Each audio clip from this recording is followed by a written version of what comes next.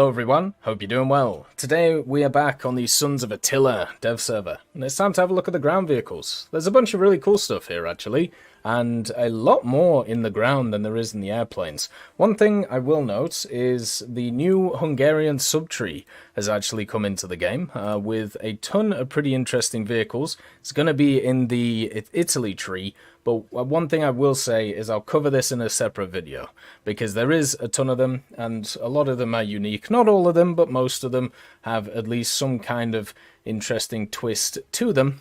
So we'll do that in a separate video. So if you're looking for that, just wait a little bit. This one will focus on all of the other ground vehicles that are coming to the game, starting off with the Chaparral. So this is a new AA which is coming in not just for America, but also for Israel. And the difference between them is pretty much the missiles that they get access to. The vehicle itself is exactly the same. You can see here the Imp Chaparral, as it's known as, or the MIM Chaparral.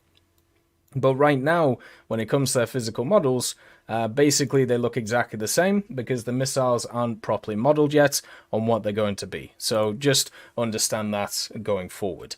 The Chaparral is just an IR slinger, is probably the best way of putting it. It's a modified M113. They've added a missile system on it. There's a dude in here, the gunner himself, and he actually uses the missiles to be able to shoot down planes. It doesn't have access to any radars, it doesn't have access to any tracking right now or anything like that. It literally just turns up and shoots, and then you have the four jolly dwarves in the front smiling at you as you do it, which is quite funny.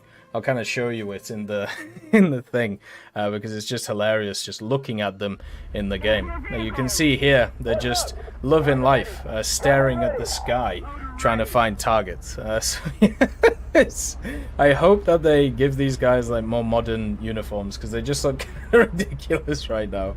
But yeah, it's it's quite a funny experience. Just to kind of see them there. Imagine being those four guys, and then there's just a dude in the back just kind of chilling as well. Oh dear. Well, anyway, so back to the vehicle. It's a box with missiles on it. It's an AA. Because it can't attack anything on the ground, it does have access to scouting, which will help it out, and also it does have access to different types of missiles. You have the standard missile, which is known right now as the 72A. You also have the 72C.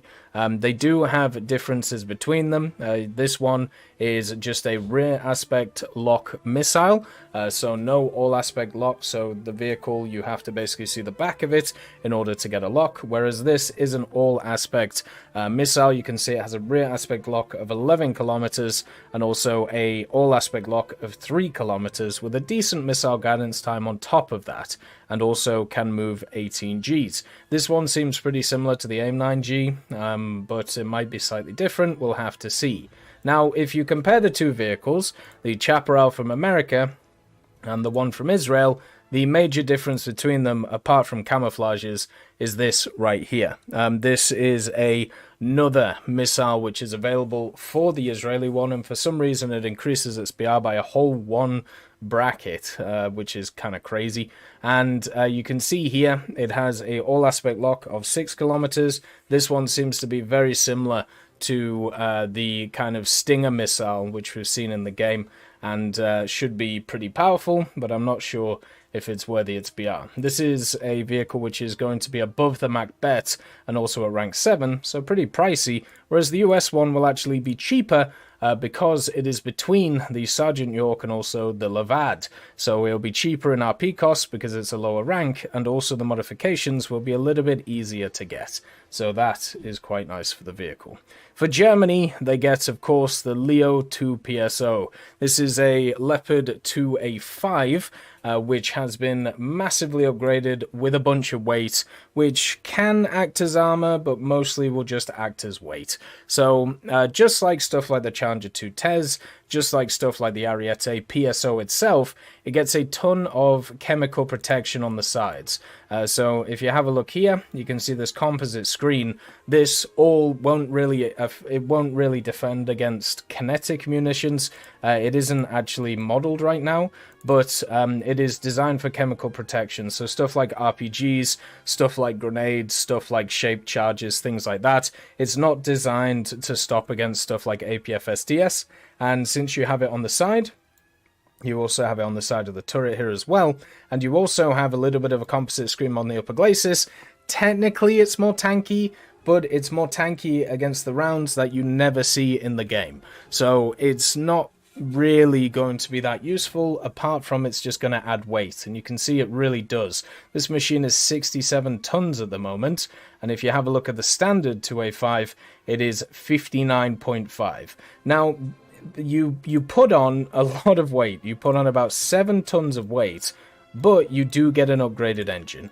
So maybe it balances out, maybe it doesn't. It's 1650 horsepower instead of the standard 1500, which you'll be used to on a lot of the German MBTs. It does go fast forwards and also backwards, so it's not a huge deal, but it is at least something to think about. Maybe it balances out, maybe it doesn't. The other thing it gets is this little weapon system on the top of it here. This obviously has a 50 cal attached, which is super nice, since it isn't a 7.62, which even though the 7.62 seems to have a higher fire rate, it does a lot less damage and isn't as useful against, rushing helicopters and things like that. This will be quite nice to have. And also, it has attached to it smoke grenades. Now, smoke grenades have actually had something happen to them, which is super cool, and also something weird that happens to them as well if they get shot. So first of all, just to kind of show you the new effects of smoke grenades. Isn't that lovely? Isn't that fantastic? That's really nice, right? Like, I really like what they've done with these things. I think they look really good. You can see here.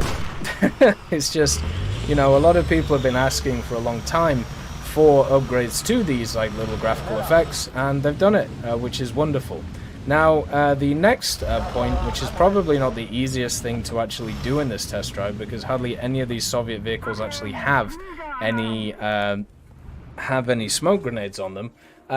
You can actually now shoot smoke grenades, which may sound a little bit weird, but it means that when you shoot them, there is a opportunity for them to just explode. And because of this, you can machine gun them, you can cannon them, you can do a bunch of different stuff to them if you want, and eventually they will, just pop. So you can see there, I shot the smoke grenade and it just set it off, which is pretty cool. Like, I think in general, that's a pretty nice thing to have in the game.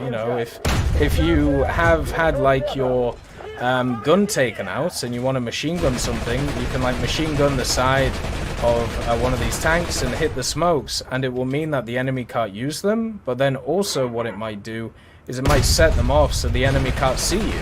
And even though it doesn't always happen, and it obviously depends on what's around and what's happening, you can actually just set them off in a pretty cool way. So I like it. I think it's a random thing, but it's one of those things which you can see there. That's what happens when it doesn't detonate. But I just think it's a nice feature. The other one is actually the barrels as well. So you can see here, as you fire, there is smoke that comes out of the barrel, and also it gets more and more red as you throw in shots. So just make sure to not overheat it. But there you go. Isn't that nice? And this happens on pretty much all autocannons and also machine guns in the game. So yeah, stuff to look forward to. Isn't that lovely?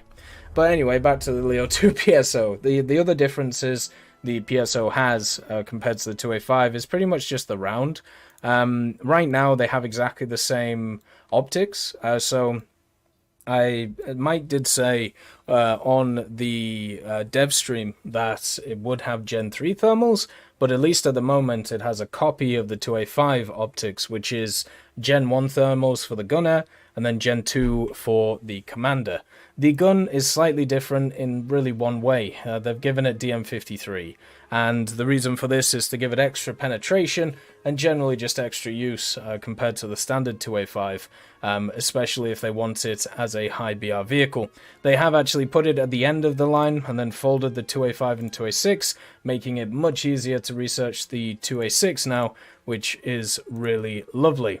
For the USSR, you get the 2S1, which is a SBH. It has access to a 122mm, a decently long reload, but not as bad as others, and also just does not have good gun depression and has terrible targeting speed on the gun, which you kind of expect from these types of vehicles. It has absolutely no armor. Its mobility, I would probably say, is subpar, and also does have absolutely no survivability with the way that the crew is laid out. You either shoot the right and it dies, or you shoot the left and it explodes from the ammo going up. Now, the interesting thing about this, though, is the gun. And the gun itself has access to a few different rounds. You have the HE, which is the stock round that you get. This is a pretty bog standard overpressure round, so, you know, shoot for cupolas and then hope for the best, or try and shoot under the gun so it ricochets down. And then at rank 1, it actually gets access to a heat FS.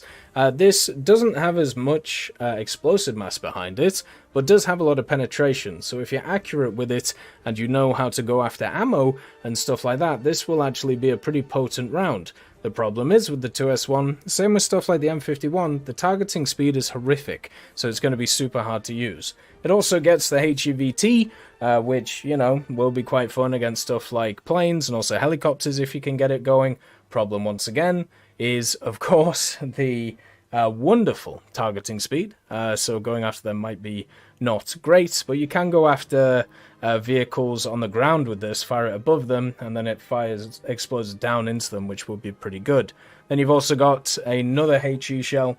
The big difference between this and the stock one is it has pretty much the same stats, actually. I don't know what's different between them, apart from it has 4 meters per second more muzzle velocity. It seems to have pretty much exactly the same TNT equivalent, so I don't know if that round is completely finished or not, or if it is literally just the fact that it is a slightly smaller shell with the same amount of explosive in it, and also it has a slightly higher muzzle velocity.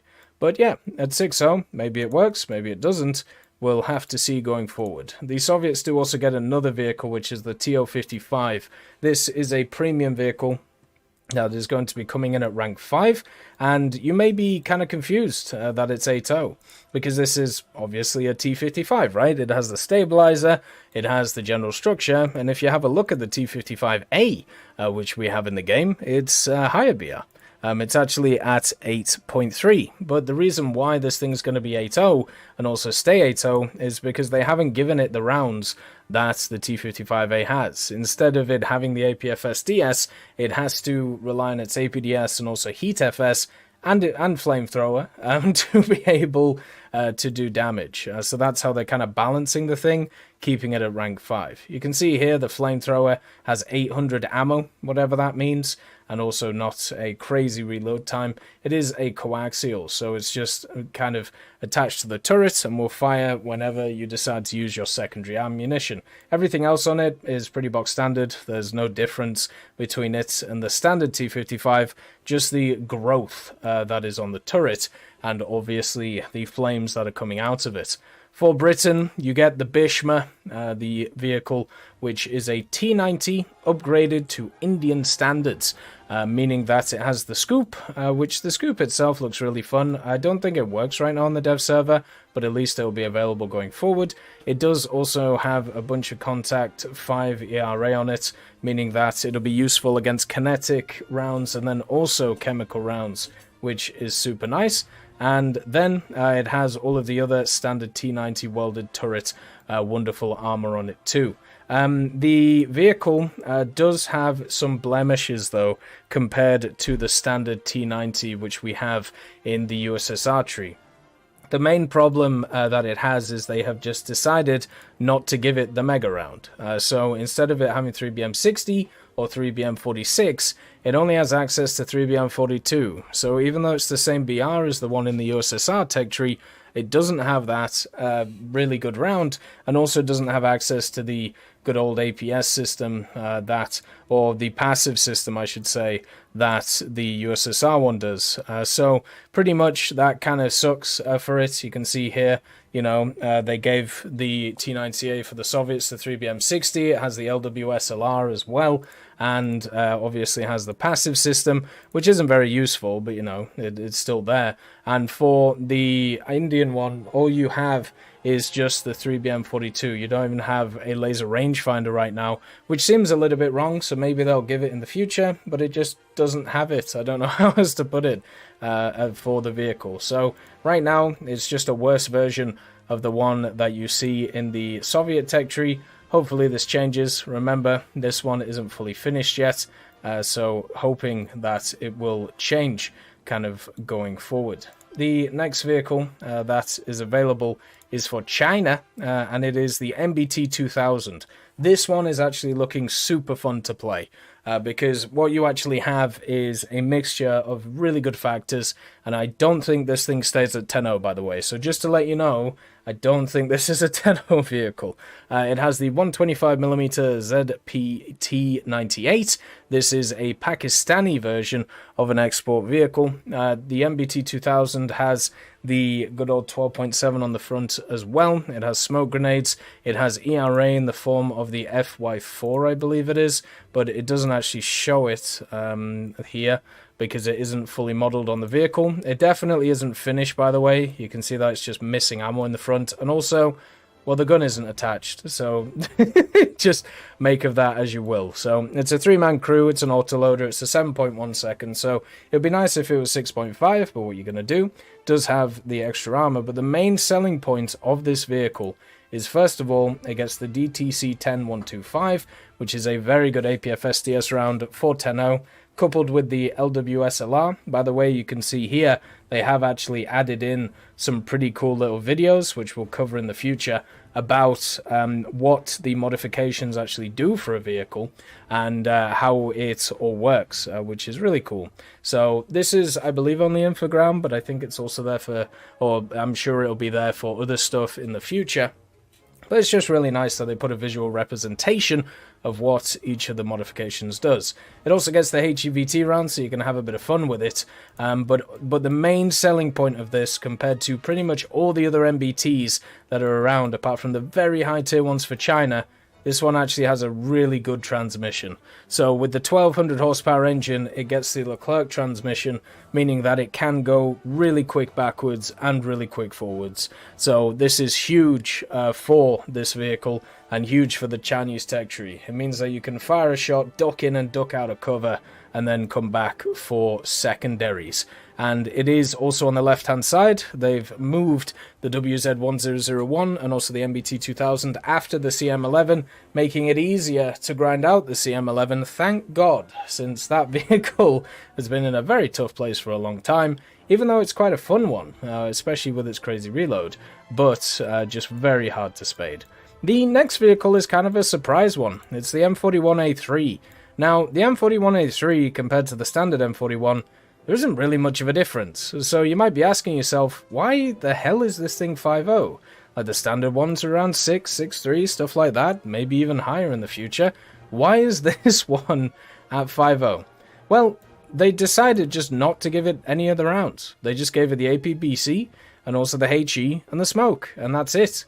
And I suppose that's all she wrote. So it's just a vehicle which they've decided to add at rank 3 battle rating 5.0 and keep it at that BR by the fact that it has the rounds that it has. This also kind of shows how much rounds make a difference when it comes to balancing vehicles, because the massive difference between this vehicle and the other M41s should give you an idea of the different capabilities of even just having a different round.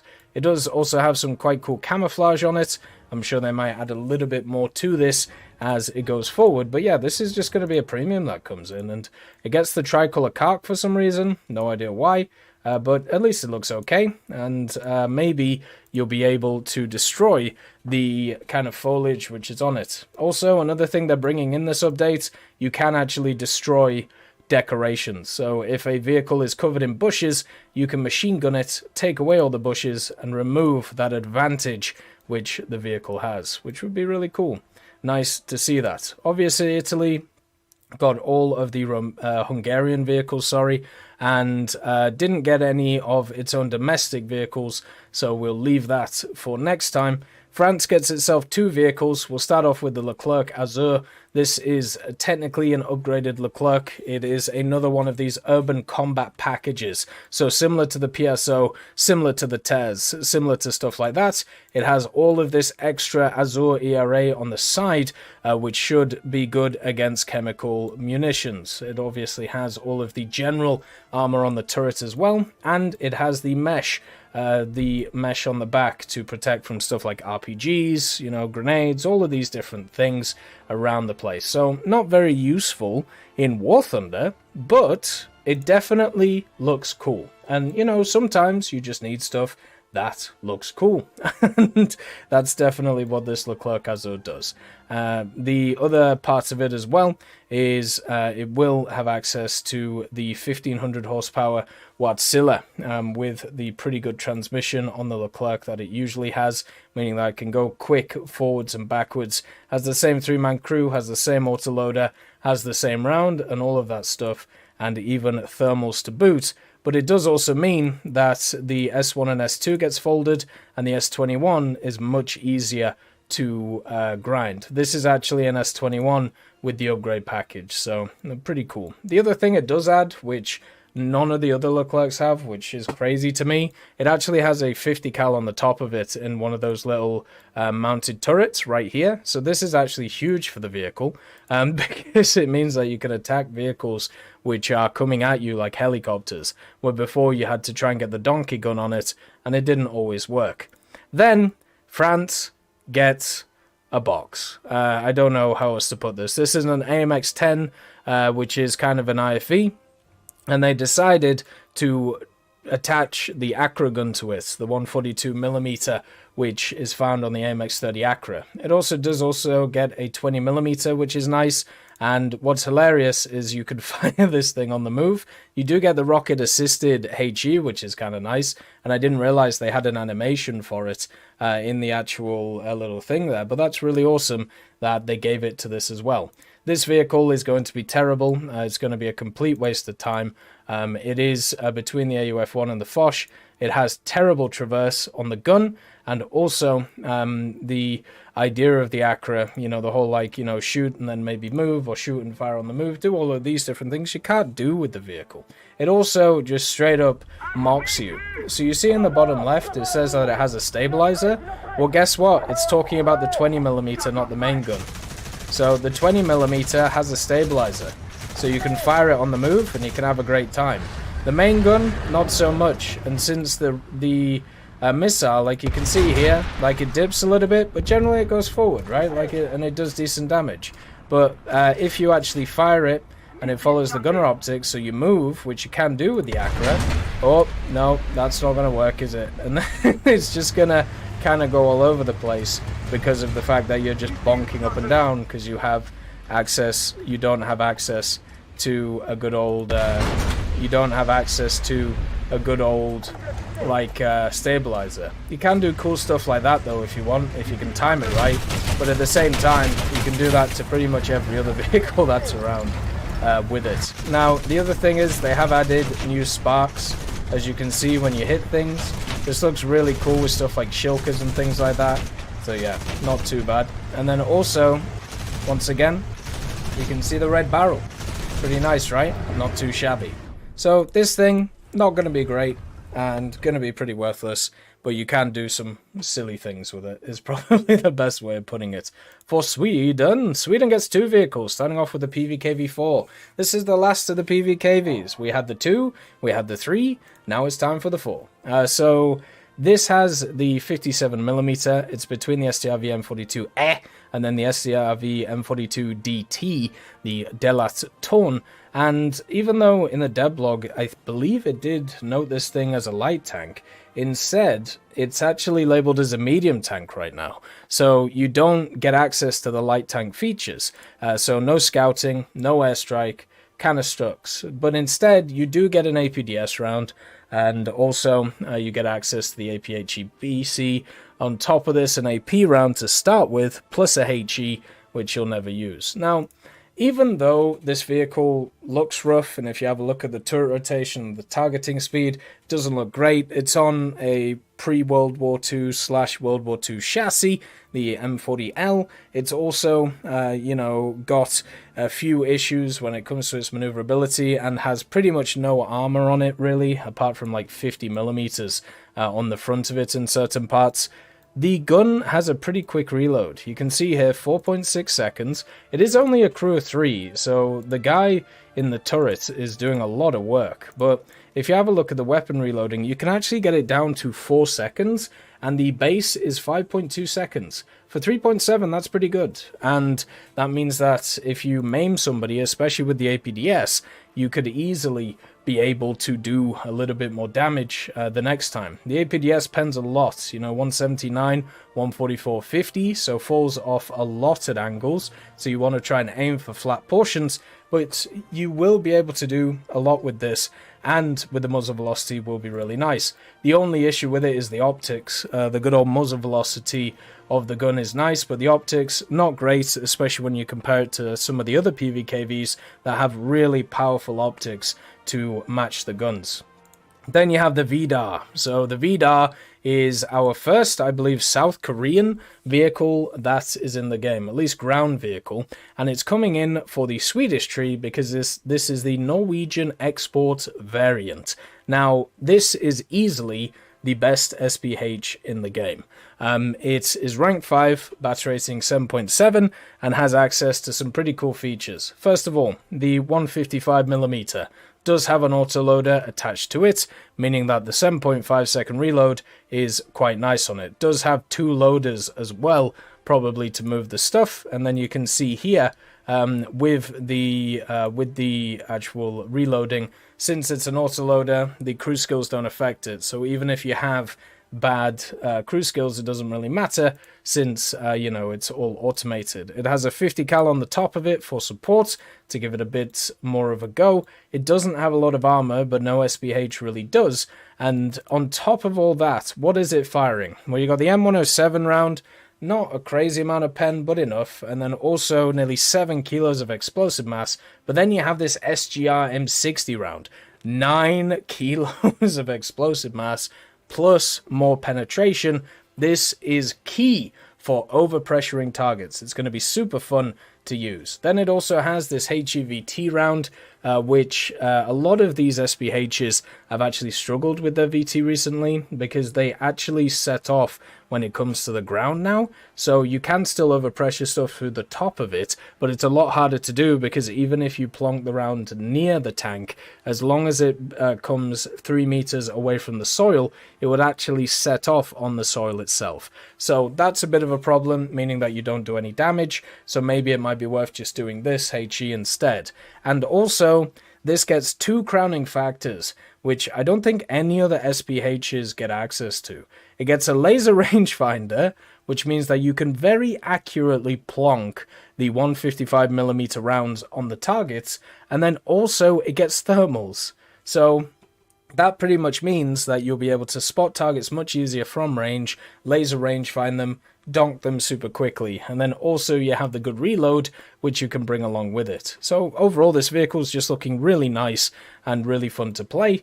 You won't be able to push with it. It's not an aggressive vehicle or anything like that, but it is definitely a bit of fun. The gun depression is a little bit rough, but also at the same time, it's not crazy tall, so if you just shoot straight, you'll be good. It is a massive vehicle looking at it, but you'll be able to do all right with it. Then for Israel, you have once again the Chaparral, which we talked about, and that pretty much sums it up. There's a lot of ground vehicles on this dev server, which isn't really a surprise since we've had a lot of ground vehicle dev blogs, and I don't think that's going to change going forward.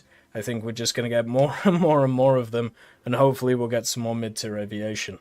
As always, I hope you have a wonderful day, and I'll see you next time.